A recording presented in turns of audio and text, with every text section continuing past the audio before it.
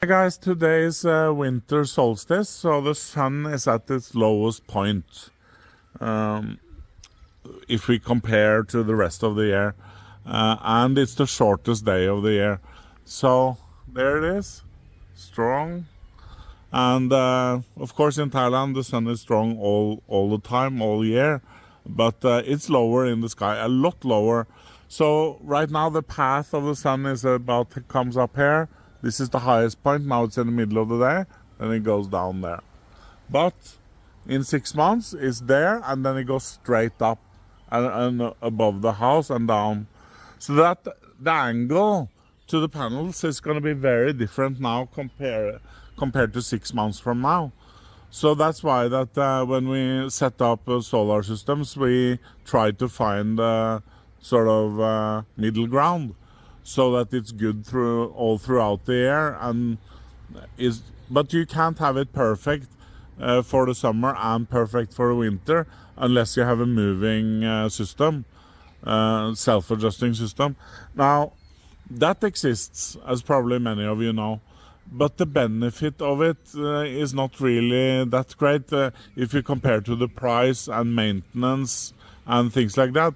If panels would have been very expensive, then it would be a different story. Then moving systems would be make more sense. But because panels are cheap, then it's easier to just add some panels and use the angle that you have and have them fixed, have systems that are fixed. It's much safer and less maintenance. And I have seen many moving systems, and most of the systems I've seen have been broken. They have not stopped working for some reason, and then the owner has not been able to fix and repair. So I would not recommend those at all, the moving systems. Fixed systems is what's, I would say 99% of systems in Thailand are fixed, and that's the reason.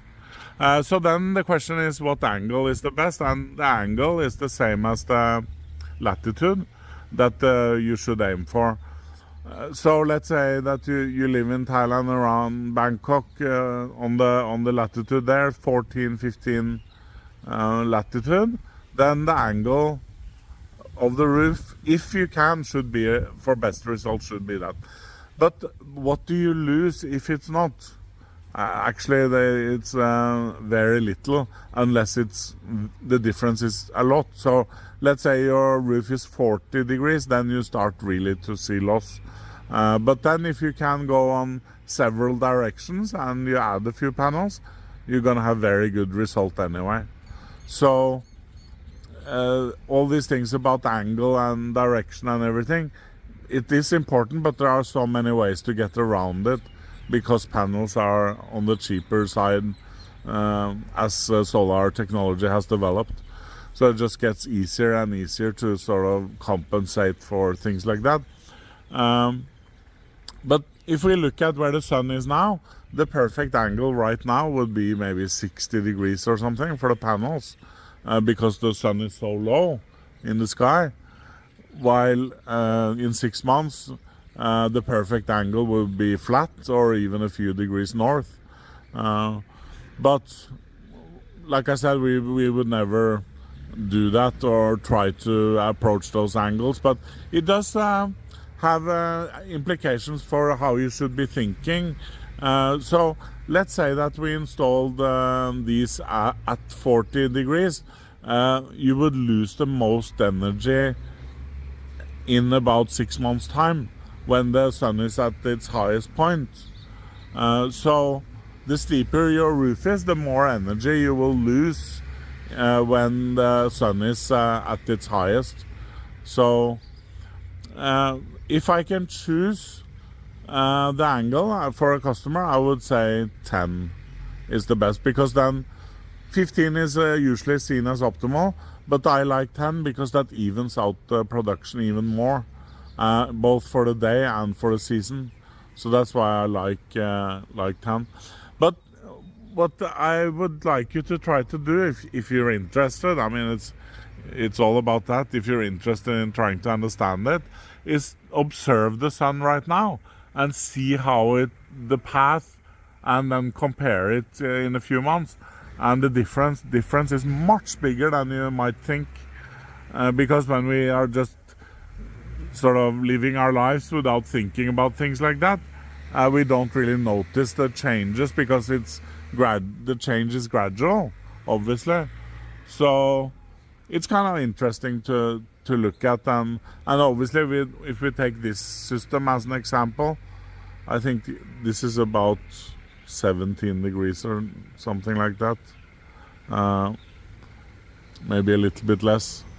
This is going to have good production all year, and when the sun is in the middle of the sky, like just passing here in 6 months, this system will give very good production at that time also. But like I said, it's not enormous differences. So now let us move inside and take a look at some illustrations to make it even simpler to understand. So here's an illustration that shows what we're talking about, very easily understandable. So here's the solstice, the winter solstice. Here's the summer solstice, when it's pretty much directly above in Thailand. And the equinox is when it's here. So that's like in the middle, so that will be in like 3 months. That's the equinox. So the solstice that we have today,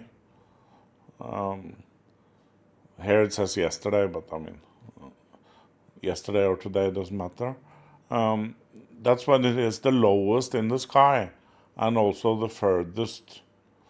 So the sun comes up the furthest to the south, and goes down furthest to the southwest. So comparatively, here, where it goes down the furthest to the north when it's on the winter solstice.